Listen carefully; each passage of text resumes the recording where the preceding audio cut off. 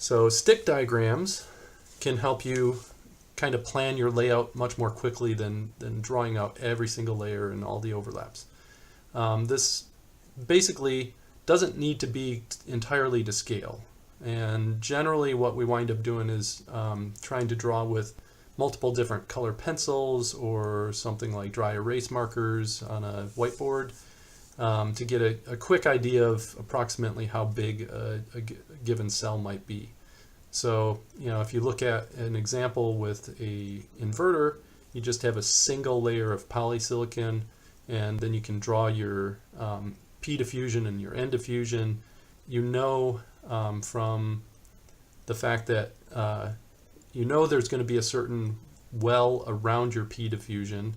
You don't necessarily need to draw that. You just know there's P diffusion, there's N diffusion, the poly has to overlap that. The P diffusion and N diffusion are going to be a certain distance away from each other based on the minimum, design rules based on P diffusion and N diffusion and the N well. So you don't necessarily need to draw every single layer, but it gives you an idea, okay, it's going to be a certain height and it's going to be a certain width. And then when we draw the 3-input NAND that we showed on the previous slide, you can just draw, okay, I need 3 different poly silicon layers, connections or overlap over the P diffusion, N diffusion. I need the contacts in certain spots and connect it all up. You can see, okay, how many metal tracks do I need in horizontal and vertical, and that will again give you a quick idea of exactly how much width and height you might need, but in a much quicker fashion than if you had to actually draw out all the layers like we had on the previous foil.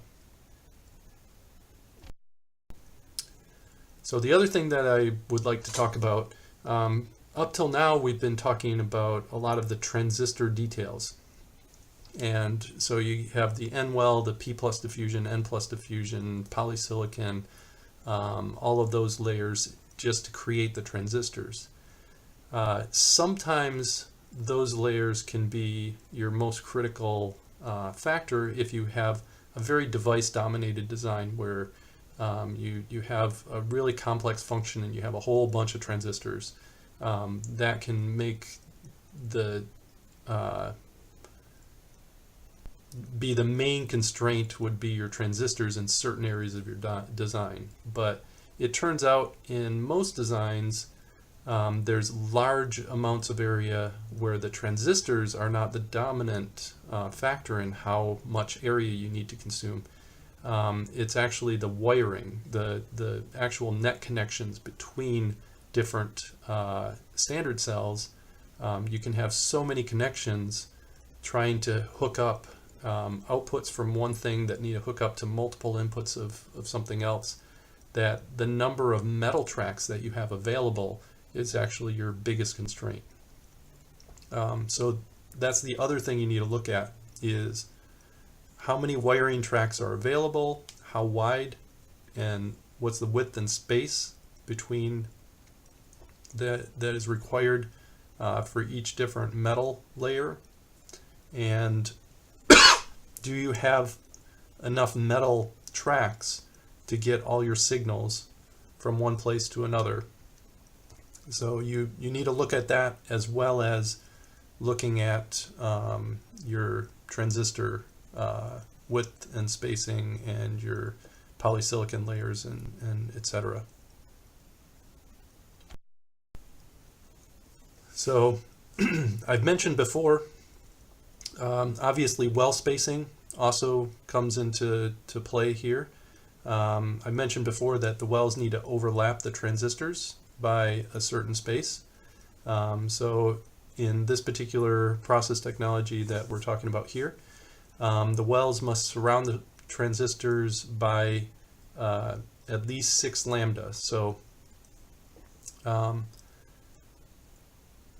there needs to be 6 lambda overlap of the well over the PMOS transistor PMOS active area, and there also needs to be 6 lambda distance between the N plus active and the well edge. So that basically requires you to have a minimum of 12 lambda distance between the edge of P plus active and your N plus active of your PMOS and NMOS transistors. So since there's 12 lambda distance, and when we were looking at the previous foil, the metal layers were saying the minimum width for the metal 1 was 4 lambda, and the minimum space between one metal 1 and another metal 1 is 4 lambda. When you look at the distance between your contact to your N plus and your contact to your P plus transistors, you'll see that if you have 12 lambda there and you need 4 lambda space to a given metal layer and 4 lambda for the metal 1 layer itself, you can fit one metal track in between your contact to your PMOS transistor and your NMOS transistor. So that particular design, if you put your PMOS and NMOS transistor exactly as close to each other as they can get, with going for the minimum height that you can possibly get, you can only fit one metal track in between. You might find out in some cases you want to allow more metal tracks than that. If you find that you're way too constrained by the number of metal tracks that you have available. And so in some cases you'll say, well, I'm willing to make my transistors a little bit taller in order to allow more metal tracks in between your PMOS and NMOS transistors. Let's use the information that we just covered in the previous couple foils to get an area estimation using a stick diagram. So in this case, we have the 3-input NAND gate, and if we want to estimate the area of this, one of the ways to do it, it depends on whether we think we're limited by wire tracks or whether we're limited by the diffusion. If we have really wide PMOS and NMOS, so not minimum devices, we might wind up being limited more by our diffusion than we are by our wire tracks. But in this particular case, if we assume we're using maybe minimum width NMOS or PMOS devices, in this particular case, we'll assume we're limited by our wire tracks. So as we went through in the previous couple foils, when we look at the metal tracks, we have a minimum width of metal 1 is 4 lambda, and we have a minimum space of one wire to the next wire of 4 lambda. So if we need to put multiple wires next to each other in a given X or Y routing dimension, we need 4 lambda for the width, 4 lambda for the space to the next wire. The next wire needs 4 lambda for its width and 4 lambda for the space to the following wire. So therefore each wire needs 8 lambda per track. So if you're putting 4 tracks next to each other, you need 4 lambda for each plus 4 lambda space to the next one. So 8 lambda and 4 tracks next to each other would be 8 lambda times 4 tracks, 32 lambda. So let's take a look at this particular stick diagram. If we look at the number of tracks that are in the going horizontally, initially you can see at the top we have our VDD. In the middle we have our output wire that needs to connect to 2 different contacts on the P diffusion and one on the N diffusion. And on the bottom we had VSS.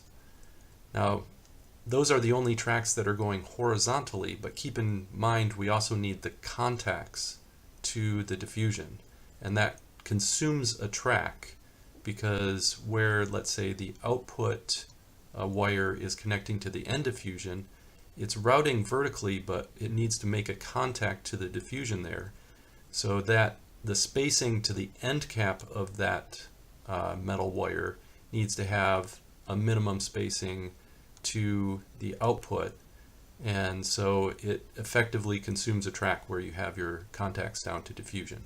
So in this case, the number of horizontal tracks that are required are 5. So you have the VDD at the top, you have the contacts to the P plus diffusion. As a second one, you have the output wire going horizontally as the third one. You have the contacts to the end diffusion as a fourth, and finally the ground wire at the bottom is your fifth.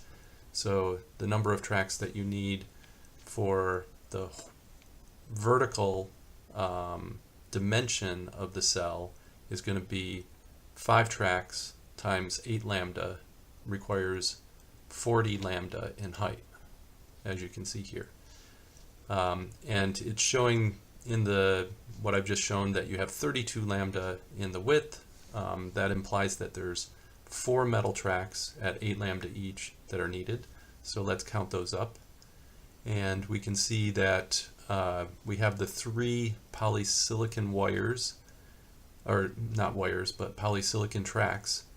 And in order to make contact to each side of those 3 polysilicon tracks to make contact to the transistors that are covered by those polysilicon gates, we have 4 contacts needed. So those 4 contacts are the minimum number of tracks that we need for the horizontal width, or basically our vertical tracks. Our 4 tracks times 8 lambda each is 32 lambda for the width of the cell. And again, keep in mind this is the minimum that you could probably make, not necessarily what you might wind up doing in layout. You might wind up doing a larger cell pitch, for example, in order to make this cell line up with other cells in your standard cell library. Let's go through one more example of sketching a stick diagram and estimating its area. But let's do a little bit more complex function. In this case, we'll have an output y, and we want the function to be 4 inputs, A or B or C, ORed together, and then that result NANDed with D. So since this is an inverting NAND type function, we can do this in a CMOS process. So you might want to start out sketching what the transistor level diagram looks like, but really if you can do a stick diagram right from the start, go ahead and do that. So pause it right now and sketch out a stick diagram, and then we'll estimate the area of that stick diagram. So if you haven't paused, pause now. Otherwise, now I'll start going through the what it looks like and the analysis and the sizing. So this is possibly the most compact stick diagram that you could form for this. There's probably dozens of different ways you could actually make this, or there's infinite different ways, but this is a fairly compact way to do the stick diagram for this. So let's start going through this. Like I said in the past, usually I do the N gates first and then create something complementary for the P gates. So going through the N gates, if we have the A or B or C function, let's start with that in the parentheses as the first thing that we need to do. Usually you start with something that's the smallest logic, or something in parentheses, or that's in the lowest level of parentheses. You start with that first and work your way out in terms of functionality. So doing A or B or C, in order to do an OR function, you need those 3 devices in parallel with each other, which means parallel means both the drain and the source of the device need to be connected to the drain and source of all of the other devices that are in parallel with it. So since we're starting with the NMOS devices, we want all three A, B, and C transistors, one side of the transistor, the source, connected to ground, because that's where we're starting with NMOS transistors. You connect it to the source to lowest voltage in the system. So you can see in the diagram below, each of the transistors A, B, and C, one side of the gate is connected to ground. And then we need the other side of the gate, the drain of each of those devices, connected to each other in order to make sure that these are connected in parallel. So A and B, the other side of the gate, are already connected together. And so we just need to connect that to the other side of the C gate. And so that's where we have a contact between A and B in metal 1, and then it routes over and contacts to the other side of C. So that causes all three of our A, B, and C gates to be connected in parallel with each other now.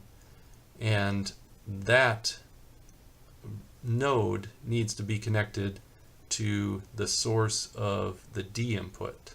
So you can see where the N diffusion, the C gate, on the other side of that connection, we put the D gate. So that in effect causes the series connection to the D gate, or the D transistor. And then the other side of the D transistor, this is now the output of our logic function, because we have A or B or C in series with D, and that is now our output Y. That now needs to connect to the complementary structure that the PMOS devices are set up in. So when you look at the PMOS, where we had A, B, and C in parallel for the NMOS, we now need A, B, and C in series for the PMOS.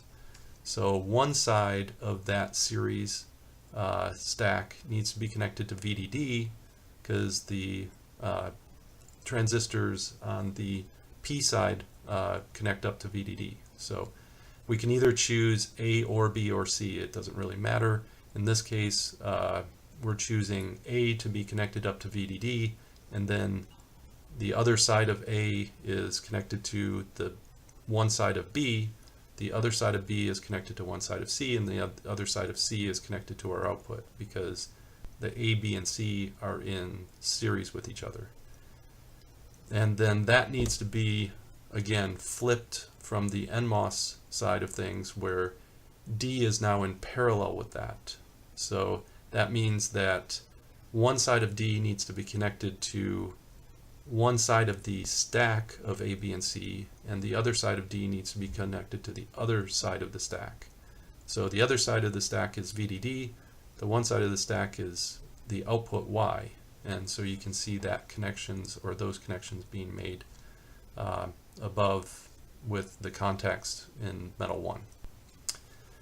So now that we have the structure, we can go through and estimate the area. If we look at the number of tracks that need to be used to go horizontally, if we're estimating our height of the cell, we have VDD, we have the contacts to the PMOS transistors, we have the wire that needs to go horizontally for the output Y, we have the wire that needs to go horizontally connecting the A, B, and C gates in parallel together. Then we have another contacts to the NMOS devices, and then we have our ground. So that's 1, 2, 3, 4, 5 tracks that are needed for your Y height. No, 6.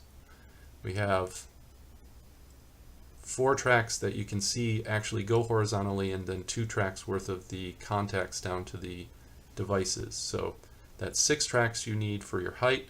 6 times 8 is 48. For your width, you can see it's mostly limited, or pretty much limited, by the contacts to the NMOS transistors. You have 1, 2, 3, 4, 5 of those. So 5 tracks in the Y dimension, or in the X dimension, require 5 times 8 is 40 lambda So it's 48 high by 40 wide, and so you can see that listed here. So this gives you, again, this is kind of the minimum size that you might need, considering if you had minimum size gates. In some cases you might want to make it larger than that, depending on if you're creating a standard cell library that has a set height to the cells. So this just gives you an area of approximate estimate of the minimum area that you could use for this type of cell. So just to summarize, MOS transistors are stacks of basically a gate on top, a polysilicon gate, silicon dioxide, and then silicon substrate. And so MOS, metal oxide semiconductor, they electrically act as switches, so they're electrically controlled electrical switches. And we can build logic gates out of these switches by connecting them up in appropriate fashion. And in order to actually construct the integrated circuit, we need to draw various different masks to specify the layers that we want and need in order to specify the layout for those transistors and how to make the connections between transistors. And now you know everything you need to know necessary to start designing schematics and layout for a very simple chip, or very simple, at least circuits at this point. So just one note about these, the lecture material. The majority of these slides were provided by David Money Harris, and as long as we're using these for non-commercial purposes, we can use them. So not all of the slides were from David Money Harris, but quite a number of them were. So just to give acknowledgement of that.